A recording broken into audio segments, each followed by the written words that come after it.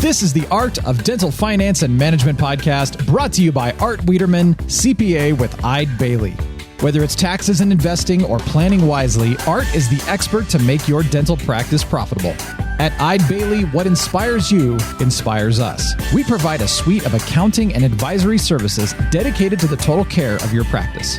Visit our website to access our tools and resources tailored for dentists, eidebailey.com/dentist. That's EIDEBAILLY.com/dentist. This podcast is distributed with the understanding that Art Wiederman, CPA, and Eide Bailey, LLP are not rendering legal, accounting, or other professional advice. Listeners should consult with their business advisors before acting on any of the information or opinions shared. If you have questions and or feedback, make sure to email Art over at awiederman@eidebailey.com. That's AWIEDERMAN at EIDEBAILLY.com. You can also give Art a call at 657-279-3243. Without further delay, here's your host, Dental CPA Art Wiederman. And hello, everyone, and welcome to another episode of the Art of Dental Finance and Management with Art Wiederman, CPA. I am Art Wiederman, CPA. It's nice to have you on the podcast on this beautiful Southern California October day. It's Friday, the 9th of October. We're date stamping all of these podcasts as we've always done since the COVID-19 pandemic started. My goodness, it's what is it? We're approaching 7 months now. It's crazy how much time flies. And I have a real treat for you today. I may have mentioned on the podcast that I am also, besides all of my affiliations with the dental profession, I also participate in a wonderful monthly breakfast networking group called the Ellermeyer Connect Group. And I've had Bill Ellermeyer, and I've had Dennis Kushner, and I've had a couple of other folks, Brian Connor on the podcast. And one of my friends that I've made from this group is a gentleman by the name of Larry O'Toole, who you're going to meet today. Larry, quite frankly, is one of the smartest guys I've ever met. He is a person who has spent his life in corporate America helping businesses turn around, helping businesses plan for exit strategies. He came and gave a wonderful lecture to our team at our CPA firm. And he gave me this great saying. He says, Art, we need to figure what good looks like. And we use terms like euphoria and getting ready for your business. And we're going to talk about what you need to do in your dental practice. And again, with what Larry does, it can apply to a dental practice, a manufacturing business, or anything. But his insight is going to be really, really valuable. And we're going to talk about his 5 different steps that you should be taking, and a whole lot of other things. I mean, again, I've listened to Larry speak several times, and he's just off the charts. And, whether you're a dentist or whomever you are, you would benefit from listening to him today. And we'll get to Larry in a moment. Just want to give you a little bit of information. Again, want you to go to decisionsindentistry.com. Go to that website. You can find all of our podcasts there. And look at their great continuing education courses. They have a special deal where you can pay one annual fee and have access to over 140 continuing education courses. If you want a complimentary consultation from one of our Academy of Dental CPA members, go onto the website www.decisionsindentistry.com, and they will connect you. If you check the box, they'll get us the information, and one of our members in your area will call. If you're looking for a dental-specific CPA anywhere in the country, I'm in Southern California, and keeping my fingers crossed tonight. Again, they're never going to let me in the state of Florida again. I know that because the Lakers lead the Miami Heat 3-1, and game 5 is tonight, and I'm keeping fingers and toes crossed, and we're going to win our 10th championship. But we're in Southern California. If you're a dentist and you don't work with a member of the Academy of Dental CPAs, shame on you. You should be calling one of them right now. I mean, year-end tax planning is coming up. Go to our website, www.adcpa.org, and click on the members list, and you'll find the member in your area. Also, remember that if you are looking at a research and development income tax credit, our group at Eide Bailey has got you covered. We've gotten dentists tens of thousands of dollars of tax credits. And if you're doing something special, some new innovations, some new procedures, new materials, just anything new that you're doing in your dental practice, maybe some great CE you've done, then you've implemented some new stuff in your practice, then give us go on to the website www.eidebailey, that's EIDEBAILLY.com/dental RD. Read the articles, fill out the questionnaire, and they will call you. Our group will call you. Heidi and Joe and their team will call you and see if you qualify for this credit that could be tens of thousands of dollars, and we can actually go back 3 years and get you some money back. So I do have one update before I get to Larry today, my guest. And as we told you, this PPP thing just keeps on changing. It's the gift that keeps on giving, folks. I'm telling you. Every time I think I know the rules and I'm done with it, I'm not. So 2 days ago, the SBA put out interim guidance and basically said that if you have a PPP loan that is under $50,000, now remember, you will be able to file a very special simplified 3-page form called the Form 3805S. So we have the 3805 for the complicated businesses like the ones that Larry is probably working with. We have the 3805EZ, and now we have the 3508 S form. And that form basically is going to be if you have less than $50,000 in a PPP loan. Now, if you have affiliated companies and you have more than $2 million in all your affiliated companies, which I doubt is any of you listening, then you can't use this form. They are eliminating the full-time equivalent rule and the 25% reduction in compensation rule, which was a big deal for people who sold their businesses. I had 2 doctors who sold their businesses, had less than $50,000, and they couldn't file for forgiveness because their bank wasn't ready yet, and we were concerned about losing forgiveness. Well, now I don't think we have to. So check with your bank. Make sure that you, if you're going to file for forgiveness and you have less than $50,000 in PPP loans, that you use this form. You will have to provide payroll information, and you'll have to provide payroll information, but that's about it. And it's a very, very short form. So be aware of that. That's good news. And we're hoping that, again, the update is, again, it changes. At first, the White House and the Republicans were not going to negotiate on a stimulus. Then President Trump said, well, we'll negotiate on a piecemeal with the airlines and the small businesses. And now it sounds like we're back to full negotiation again. And, the best thing for this country would be, as much as I hate to see us going more and more into debt, they desperately need this stimulus. It will help everyone. It's got long-term effects, which we're not going to get into today, but there's a lot of people that are hurting out there. So let's keep our fingers and toes crossed. And if they do pass a stimulus, I will stop what I'm doing and report it to you. So anyway, I want to get to my good friend and guest today, Larry O'Toole. Larry, again, as I told you, I met Larry through the Ellermeyer Connect group, which is a monthly breakfast group that I work with. Larry, his obsession is the challenge of navigating uncertainty to creating growth in businesses. He says business growth and growth in business worth. He's been, for over 20 years, CEO of manufacturing and service companies. I'm going to let him tell you a little bit about himself. He's worked with companies like Black & Decker and Ingersoll Rand, smaller privately held companies. And he's just one of these guys that when you just listen to him, he's just really smart. So Larry O'Toole, welcome to the Art of Dental Finance and Management. Thank you, Art. It's a pleasure to be with you and your audience. And Well, I appreciate those kind words. Well, you can send the $5 to Art Wiederman in Laguna Beach, California. There you go. It reminds me one time somebody asked a speaker, why do you enjoy doing any sort of guest speaking? And the answer was, it's the only time I can hear nice things about myself. Well, I guess if someone introduces you and say, by the way, today our guest lecturer is Larry O'Toole, and he's a total idiot. That's probably Right. not a good idea, right?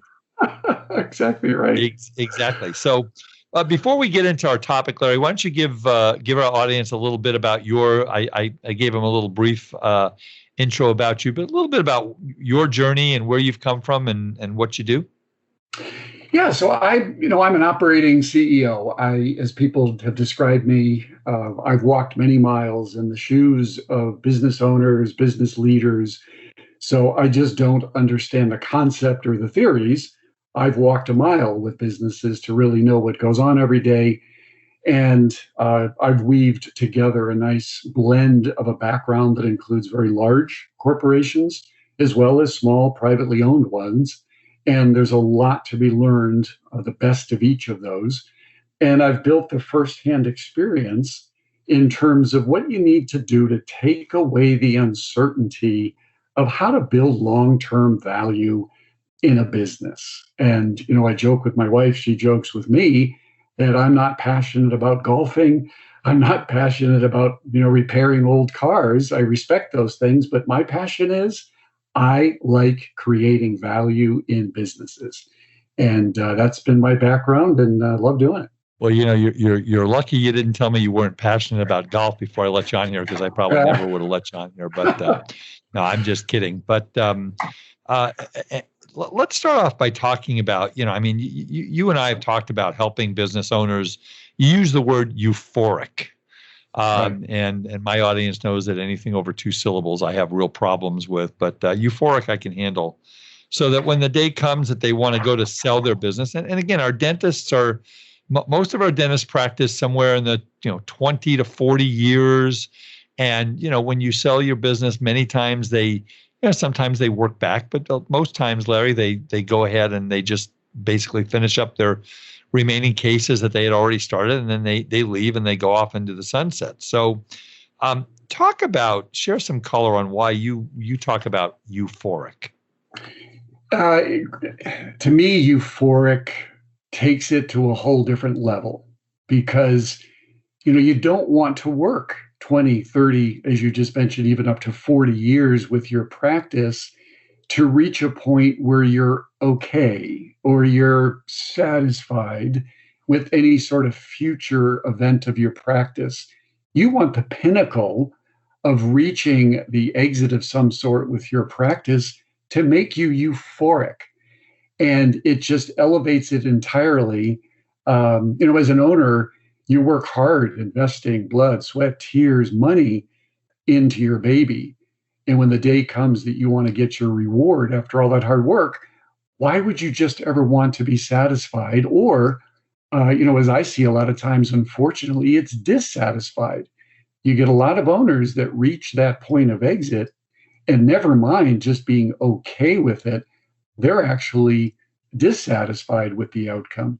One of the other things I say to business owners is make sure you're taking the steps today to avoid ever uttering the phrase, if I could turn back time, I would have done things very differently with my business.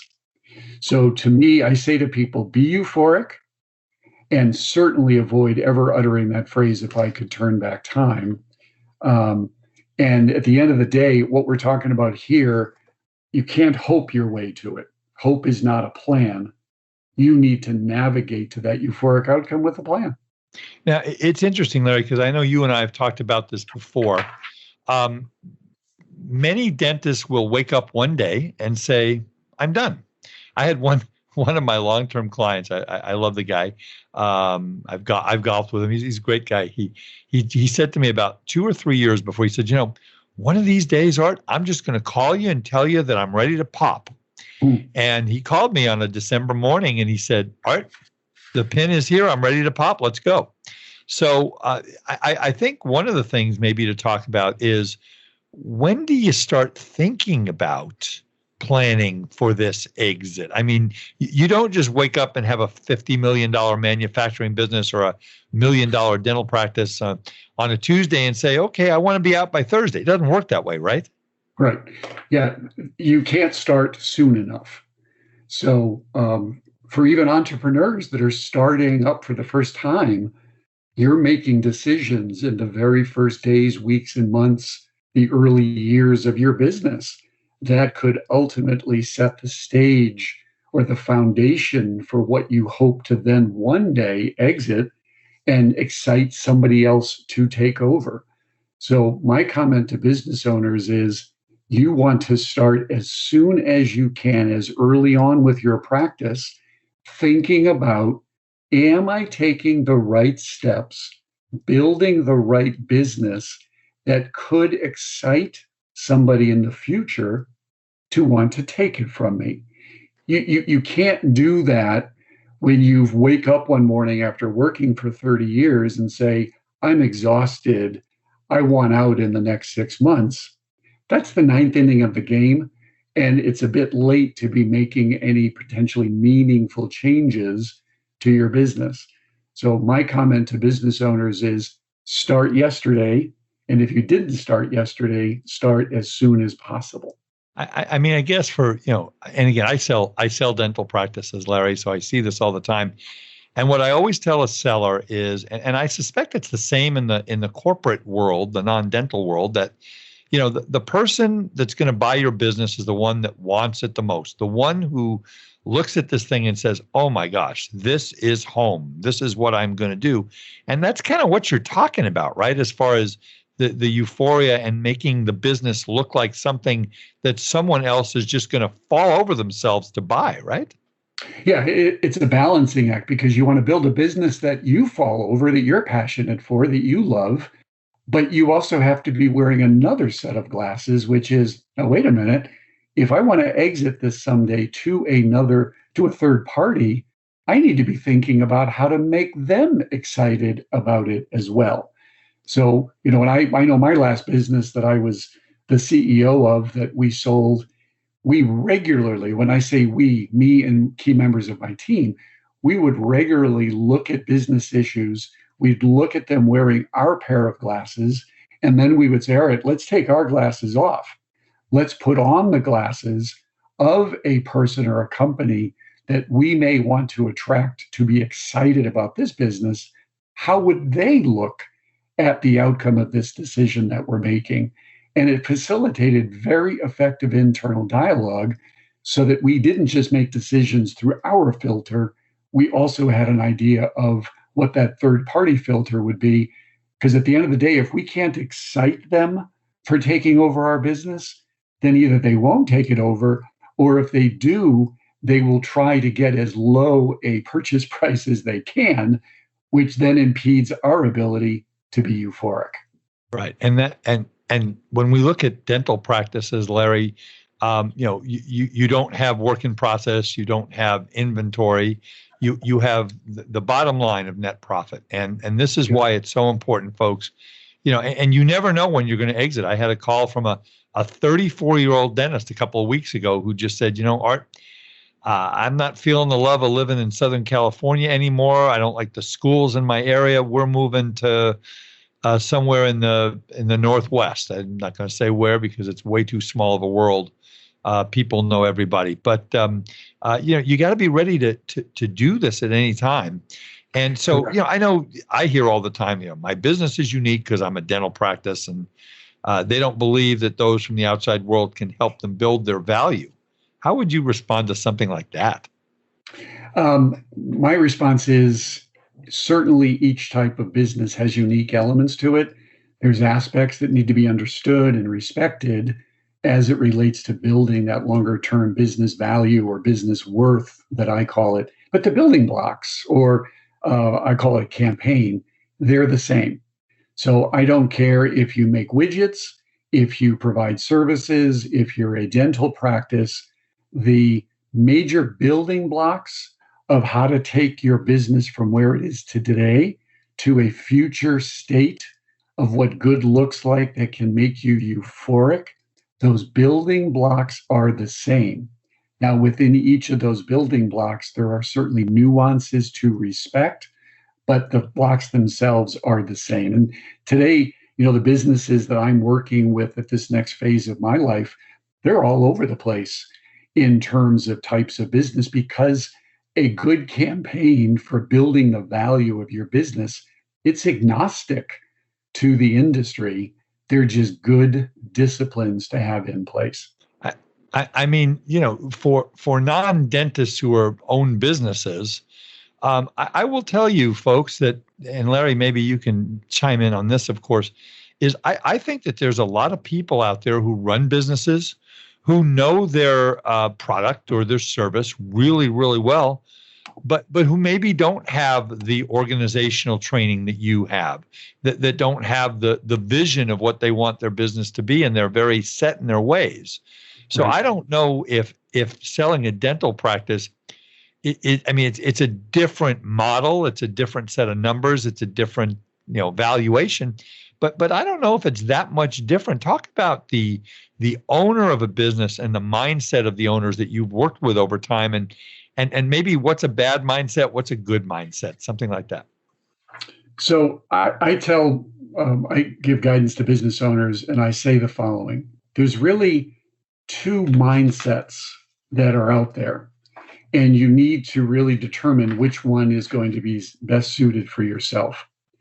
So that when you are thinking of exiting, the first mindset is this: exit preparation.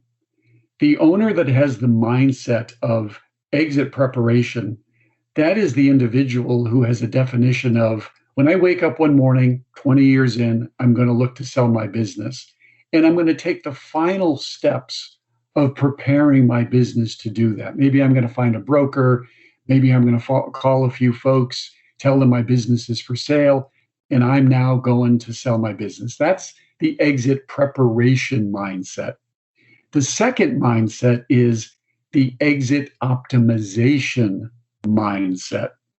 The exit optimization mindset is the owner who says, I do realize the power of the decisions I'm making today with my business, and I am thinking about this years in advance of my actual exit.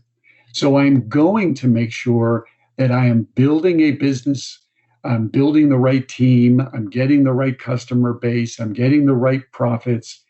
And I know that it could take me years to do that, but I'm thinking about how it all comes together now as a puzzle so that I can optimize it when I go to exit it. And too many business owners have the exit preparation mindset, which is that ninth inning step.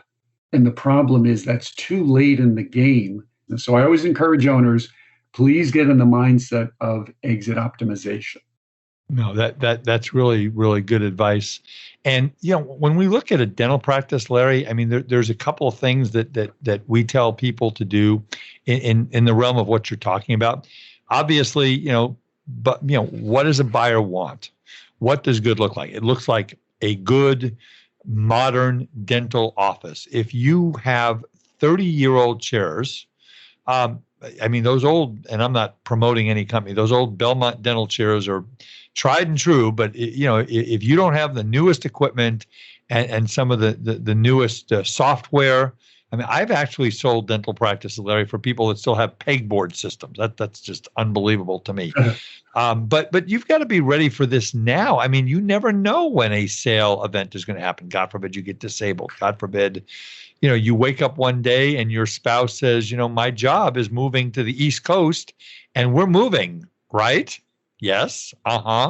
So that will also happen. It's a great point, Art. And the other thing I say to business owners is the reason you want to have the mindset of exit optimization is you always want to know that your business could be in a position of supporting a successful or even a euphoric exit for you, because things out of your control could happen, such as your spouse walks in one morning and says, hey, can we think about this next chapter of our life and getting it started sooner? Or you do wake up one morning and you're exhausted.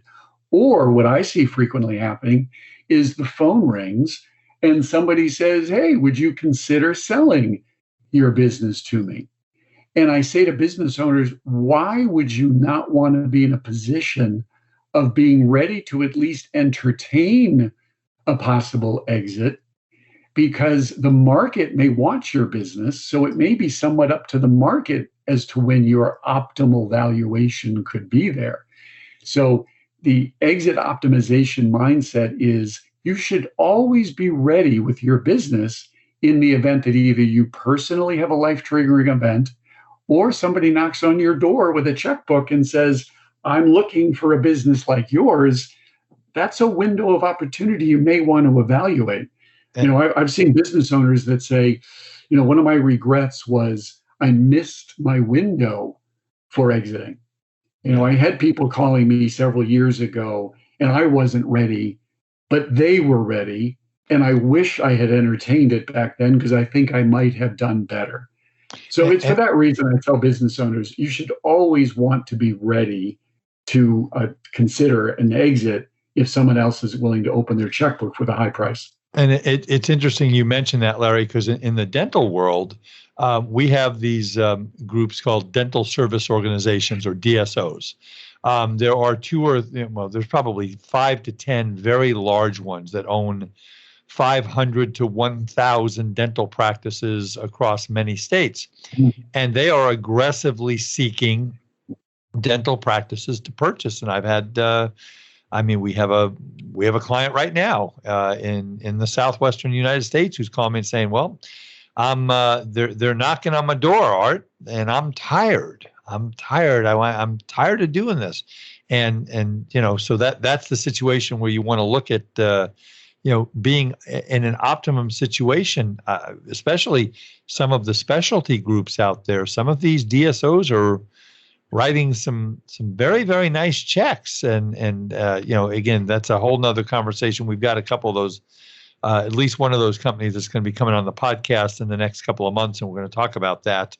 That scenario plays out in lots of industries where companies look to consolidate, they look to roll up businesses, either nationally or even just in a geography.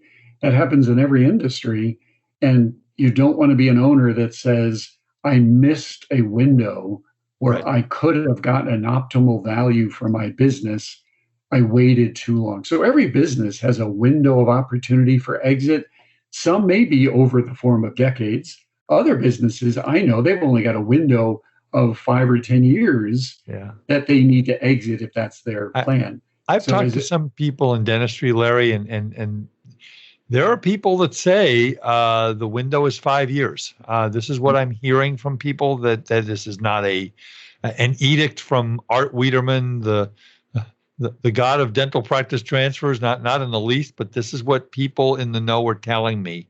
It's interesting. So you've also, Larry, you've seen business owners that they've done really well, and they've met that euphoria, probably many of them who have worked with you when they sold their businesses, but you've seen others that are disappointed. So, at a high level, what's the difference between these two groups? So I can sum it up in 3 statements, and then I'll, add some color to each one. So sure. The first one is understanding the difference between exit preparation and exit optimization, just as we talked about. That is one difference I see between those that had a euphoric exit, those that did not have a euphoric exit. Second is the difference between those two groups is identifying what good looks like at the end of the journey, and even set more tangible targets. And then the third difference that I see between those that had a euphoric outcome and those that didn't is the ones that were euphoric understood what it would take to excite the future acquirer of their business or of their practice. So the 3 major differences I see between the two groups are knowing the difference between preparing and optimizing, knowing how to set and define what good does look like for you as a target long term, and then thirdly is how to excite the future acquirer. So those are the 3 big differences that I see between the two types of owners. And it's interesting too about, this is not just for, if you're under age 60, don't turn this podcast off.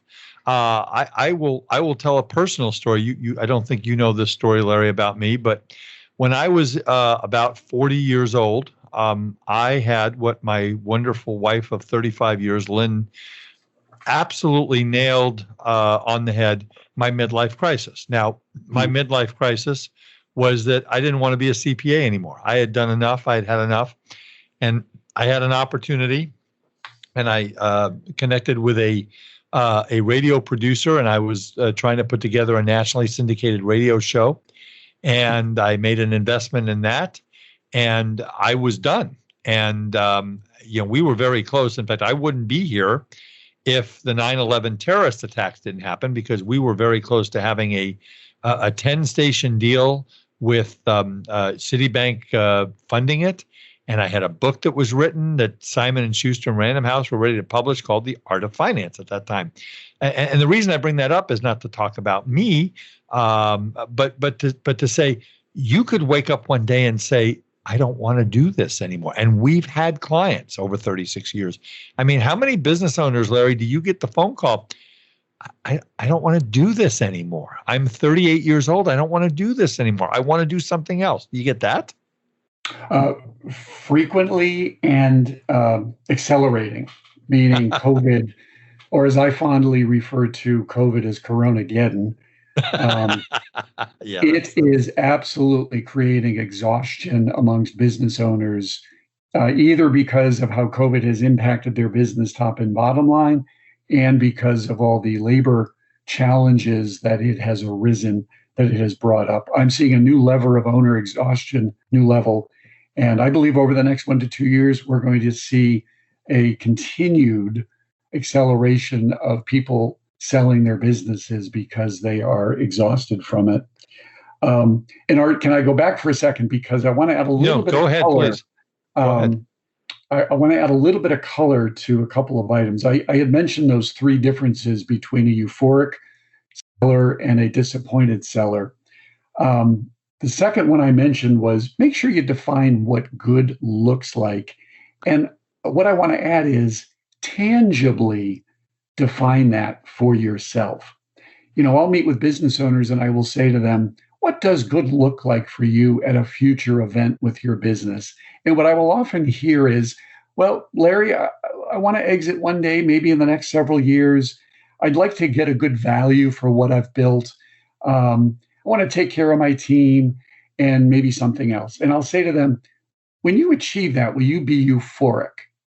And they, across the board, they pause and they go, well, now that you ask it that way, I'm not sure. Why aren't you sure? Because it depends on how much I get for my business. Exactly.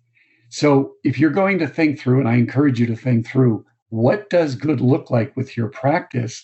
Be as tangible as possible. Even identify how much you'd like to get for your business one day. And that it will help you determine how audacious your thinking, your planning needs to be from where you are today. I've seen business owners that truly do define tangibly what good looks like to them, and they realize the gap from where they are today to where they want to be tomorrow is a huge gap. Well, that just means that your strategy, your plan has to be a little bit more audacious. But I've also seen other business owners that realize the gap isn't that large and they're closer to it than they perhaps thought. So I really encourage business owners, don't define what good looks like to you in the future in a vague or nebulous way. Try to be as tangible as you can with it. That just makes all the sense in the world. Now, I know, Larry, you were kind enough when we chatted earlier that if any of our doctors might want to have a question or maybe send you an email or something like that, if you'd be kind enough to give out your email address, maybe. Yeah, absolutely. Larry.O'Toole, that's OTOOLE, at YosemiteAssociates.com. And it is Yosemite, just like the great national park out here in the Western U.S. So And yeah, we'll always have that. available to chat with somebody. And we'll have that in the show notes on the podcast. And if you want to get a hold of, I mean, again, like I told you, I bring the best onto this podcast, and just sitting there, I couldn't. I took copious notes when Larry came in and started talking about what good looks like. It just makes all the sense in the world. And doctors, one of the things you might consider doing, again, whether you're 35 or 45 or 55, if you or 65, if you're 5 or 10 years away, bring in a dental consultant. Just say, listen, I want this thing operating in tip-top condition. And yeah, it's going to cost you some money. Don't worry about it, because you're going to get it back in spades from the enjoyment of your dental practice, from the value that you're going to get from your dental practice, building a dental team, all these kinds of things you want to go ahead and do. So, Larry, I want to. Sorry, Art, can I go back? No, I want to add another piece of color, because the other one that I had mentioned, the difference I see between those that are euphoric and those that are disappointed, was I mentioned, please identify and understand how to excite your future buyer. And a common question I'll get from people is, okay, Larry, how do I figure that out? So if I have a dental practice today, and I agree with your concept that I should have an idea now of what an acquirer in the future might get excited about, might place high value on, how do I figure out what that is? So I just wanted to give a couple of tips on how you might go about doing that. Please do. So the first one is just keep an eye in the market around you for businesses, practices like yours that have been sold, and see what you might be able to learn about that business that was acquired. How big was it? What was its geographic location? What some of the services that they offered? Because by doing that, you may be able to start to see a theme of what other firms, what other practices are doing that you might be able to learn from. The other thing I recommend to you is find a owner of a dental practice that has sold in the last 3, 4, 5 years. Have a cup of coffee with them. Chat with them about their journey. What would they have gone back and have done differently when they exited and sold to a third party?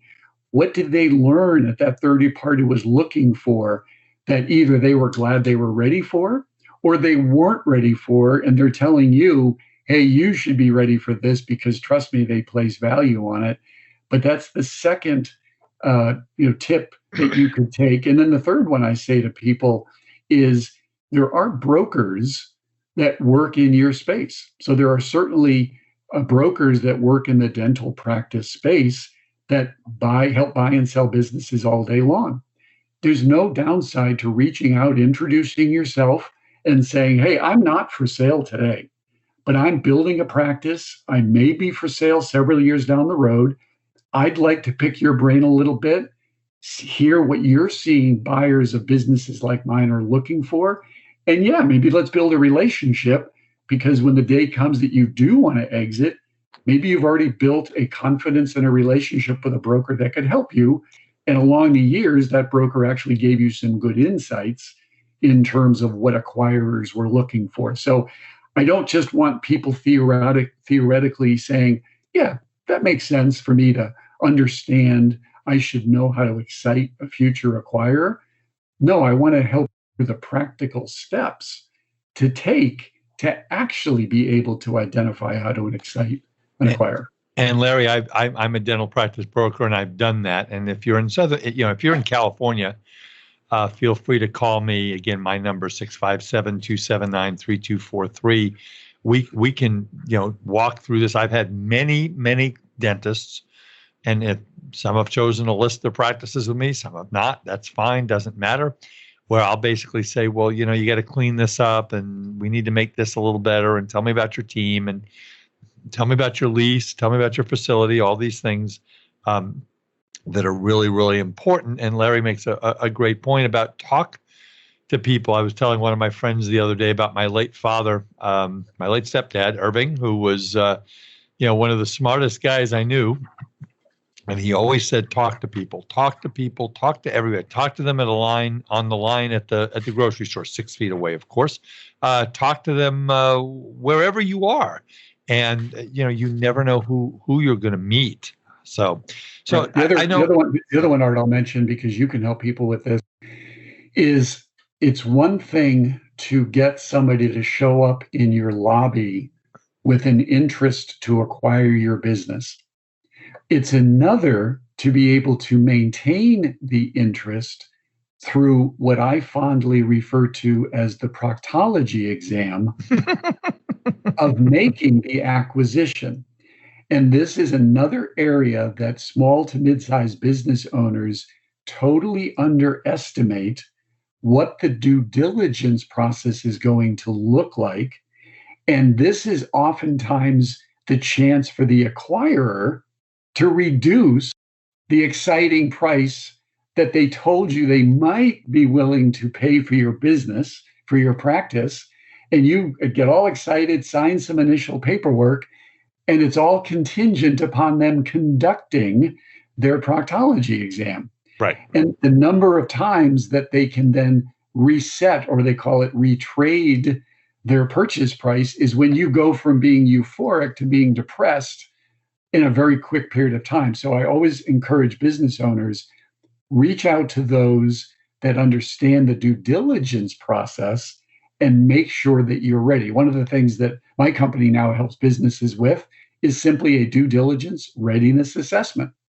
And Art, you have the expertise to help people do that with their practices. Right. And you really need to do that a year or two before you'd ever think of exiting, because you're going to uncover things. It could take you that long to repair them. Yeah. And I will also tell you folks, if you have a spouse or a friend or a brother or a sister who has a company out there and they are thinking about exit somewhere down the road, I would strongly encourage you to have them give Larry a call. I don't know if you gave your number out. Do you want to just leave it at the email, or you want to give out your number?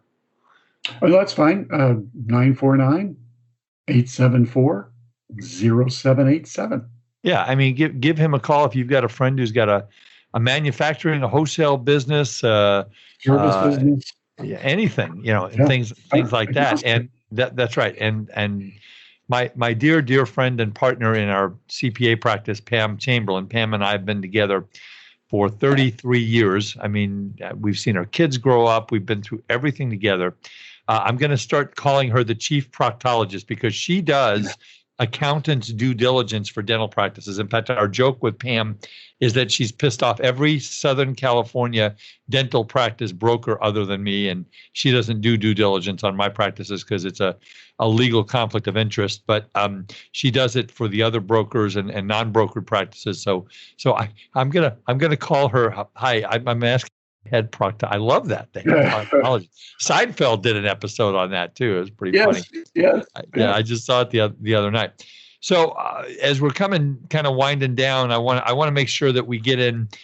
You and I have talked in the past, Larry, about the fact that you have a 5-step campaign to help the owner of any business build long-term value or worth. First of all, why do you call it a campaign? And maybe go into some of those steps if you haven't already. I don't think we've gotten to that point yet. Yeah. So I call it a campaign because it signifies the magnitude of what we're talking about here that you're trying to accomplish. The military doesn't call it a process. They have a military campaign because what they do is big, and it's the magnitude of what they do. We're not going through right now the season of the presidential election process.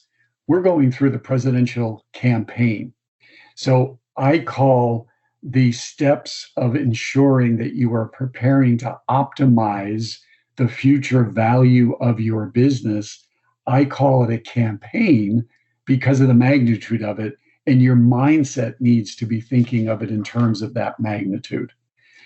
So to answer your question about, there's 5 steps in the campaign, and let me just touch on each of them briefly. So when I work with business owners, and this is the campaign I've used with businesses that I was the CEO of, step 1 of the campaign is defining the end game. What does good look like? And for a private business owner, that includes personally, what does it good look like? And professionally, what does it good look like? What will make you euphoric when the day comes? And as I mentioned earlier, you want to be as tangible as possible. So step one in the campaign begins with, let's get organized around the thinking about what good looks like personally and professionally. The second part of my campaign is knowing the environment that you are operating in. I don't mean the operating within your four walls of your practice. I'm talking about what's going on outside the four walls of your practice. So knowing your environment is things like understanding what it's going to take to excite a future acquirer, as we've talked about. It's also understanding the types of acquirers that are in your market, because as you mentioned earlier, Art, there's always these firms that are doing roll-ups and buyouts, and you want to know that environment because it can help you make decisions over the years with your business. So that's step two of the campaign, is to know your environment. Step three of my campaign is to have a plan that bridges where's your business today versus where you want it to be in the future to achieve your what good looks like. That does take a plan. So step three of the campaign is to make sure that you have a good working plan that is guiding you over time to build the business that's going to excite an acquirer. The fourth step of the the fourth step of the campaign is building the right organization. Now, you don't know fully future acquirer is only going to want your patients or whether they might want your team. They'll let you step aside and retire, but maybe they want to take over your team. So step four of the campaign means that you want to make sure that your organization, your culture, your team is going to reinforce the excitement that an acquirer could have about your practice. So step four is making sure that you are building and will present that strength of culture and organization. And then the fifth and final campaign is when the time comes that you have said, all right, now I am ready to exit. Now I do know that I've built a business that I can get an optimal value for and that I can be euphoric from. You want to get around you the professionals that can help you get the deal done. And what I mean by that is your business lawyer or your business CPA have been wonderful getting to where you are, but are they deal experts? Because you don't want to go into a deal, an exit transaction, especially the due diligence, and not have a team around you, especially your lawyer and your accountant, that have prior deal experience. A lot of deals get to the finish line and actually don't ever get done. Yep. A lot of business owners don't realize that. They think that every business that goes up for sale gets sold, and they'd be shocked to find out that the majority actually don't get over the finish line. And one of the primary reasons I see is that they didn't get deal professionals that truly know how to get the deal over the transom for you. So those are the 5 steps of a good building block campaign. I don't care whether you're talking about $100 million company or $1 million dental practice. All of this, there's a lot of similarities, and I have a lot of doctors who are very particular, Larry, about who buys their practice. Now, I think that for someone in a manufacturing or retail or wholesale, I mean, it's obviously they care about their people, but maybe it's a little less about that. But in my world, there are I would say 25 to 50% of the doctors that hire us to sell their dental practices. Literally, they want to vet these buyers big time. They want to see their resumes. They want to look them up on the internet, and they will turn down people that they perceive are not going to be good fits for their practice. And so that's also important too, is, what kind of a buyer are you looking for, right? True. You certainly want to make sure that you are dealing with somebody who is qualified on their side to get a deal over the finish line as well. You don't want somebody that you could go through weeks or months of due diligence only to find out that they don't have the funding that they claim to have had. So that's all part of having the right deal transaction partners, which is the fifth step of the campaign. And I frequently hear from business owners, I would never sell to that company over there. I've hated them since I started this business. And those are all valid emotional thoughts, but you also want to run it through the factual thoughts of where can you get the optimal value? And if it's only through that company that you will never consider selling to, then you just have to be mentally willing to accept a lesser value from somebody that you're comfortable with. If you're, as an owner, are comfortable taking that haircut, that's up to you. But a lot of times you got to separate the fact from the emotion in making this decision.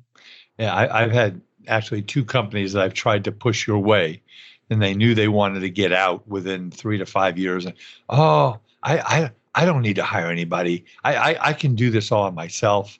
I can be, I can go on to was it LegalZoom.com and get the documents and do this all by myself. And it's like, and one of them I found out, they got offered, I think it was $20 million less than they could have gotten offered. And I begged them. I said, please just go to lunch with this guy. Really, just go to lunch with. No, they wouldn't do it. And stuff. What are some of the biggest mistakes you've seen people make in this process? Biggest mistakes are not working a plan to truly building something that's going to be an attractive asset to a future acquirer. This is often the owner that just works in the business every day, but never periodically steps above it to work on the business and think about, am I truly building something of value here? That's one mistake I see. The other mistake I see regularly with smaller to mid-sized businesses is an owner who is too instrumental to the business, and a future acquirer will not be able to continue the ongoing success of the business without the seller staying with the business, because it will kind of fall apart when they leave the business. That's a second big mistake I see.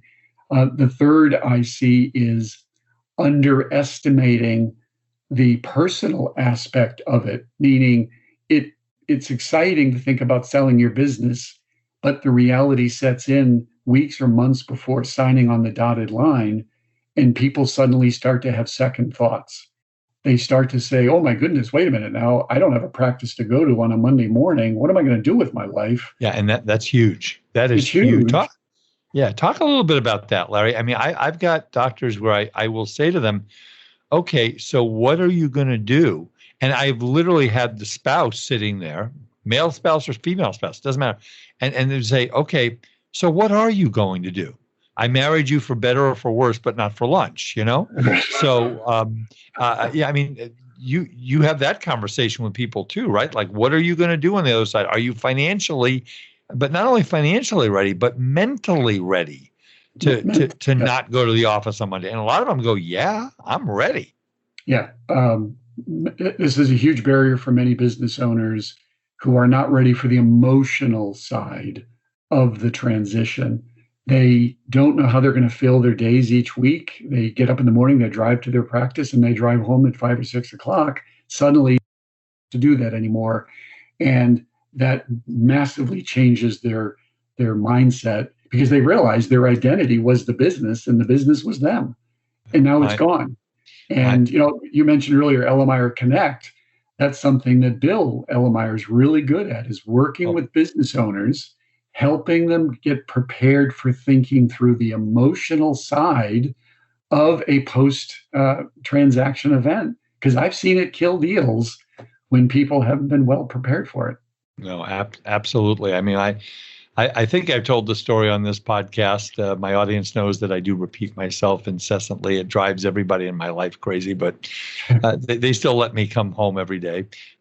Is my mom. My mom was an accountant, Larry. She was She's the one that encouraged me to get into accounting when I was about 15 years old. And she had her own accounting practice. And every year she'd come up with one tax question for me she'd call me with. And she sold her practice when she was 82. She left April 1 and she died August 25th because she had nothing else. And I tried to talk to her about getting into other things, but her life was her practice. And you do need to be doing. That's one of the things Bill talks about, isn't it, Larry? Is that, when do you retire? You don't retire. Right. I mean, that's Bill's mantra, isn't it? Yep, exactly right.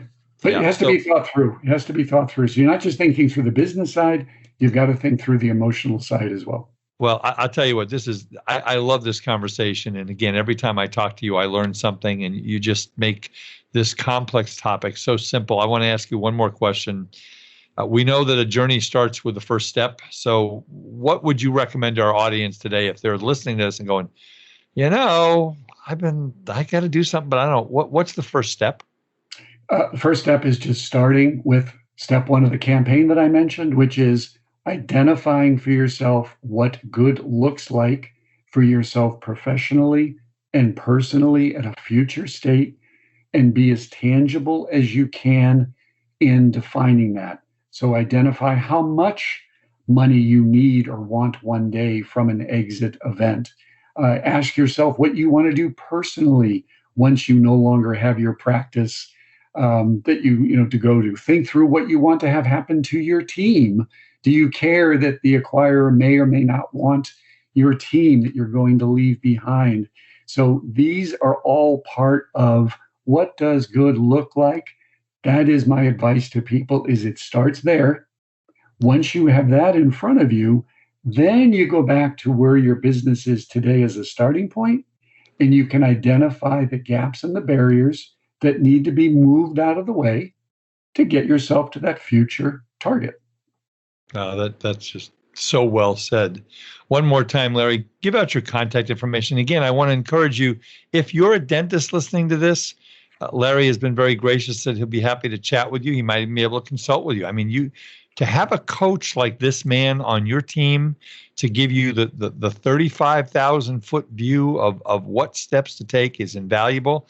If you know of anybody, again, husband, wife, sister, brother, friend, family member, who has a business and they've been struggling with it and they don't know what they want to do and they don't know where they want to take it, I mean, Larry would be a great guy to talk to about this. And Larry, you can work pretty much, well, right now everything is virtual, but you can work, you've worked with businesses outside the state of California, haven't you? Regularly, yeah. Regularly. So he can work with anybody. Give out your contact information one more time. So Larry.O'Toole, Otoole, at YosemiteAssociates.com. And to the listening audience, I wish you great success on your journey to Euphoria. With your practice. Euphoria. Well, maybe Euphoria is somewhere near Hawaii. I'd like to get there someday, but I'm not quite ready to get on an airplane. It's on quarantine right now. Exactly. Well, no, I think October 15th it comes off of quarantine is what I've heard. But anyway, Larry, hang on, don't leave. I'm going to kind of exit us out of the podcast. But thank you so much for your expertise and your time today. I know that our listeners have benefited from it, and what I'm hoping, folks, is that, and again, we didn't get into all the steps for a dental practice today. That's not what today was about. We've done that before, and we will do that again. But this is about getting you to think. A podcast is about getting you to think, I really need to address this. I really need to think about this, because if I don't, it's not going to go well. And if you do, it's going to go better. You're going to get more money. You're going to get a better buyer. You're going to get all kinds of benefits out of that. So again, if you guys want to get a hold of me in my office in Tustin, I'm at 657-279-3243. I'm going to be a little busy the next couple of days. Do remember, folks, that your individual income tax returns on final extension are due Thursday, the 15th of October. So you want to make sure you get those done. And we also remind you that the phase 3 of the HHS Provider Relief Fund is available for add-on payments. And if you didn't get your 2%, or if you had started your business between January 1 and March 30th, go to www.hhs.gov, and you can email me a question at A. Wiederman, Wiederman, at eidebailey.com. That's A. Wiederman at eidebailey.com if you want to get a hold of me. And again, if you're looking for great magazine, Decisions in Dentistry, www.decisionsinDentistry.com. And if you're looking for a dental CPA anywhere in the country, I'm in Southern California, www.adcpa.org.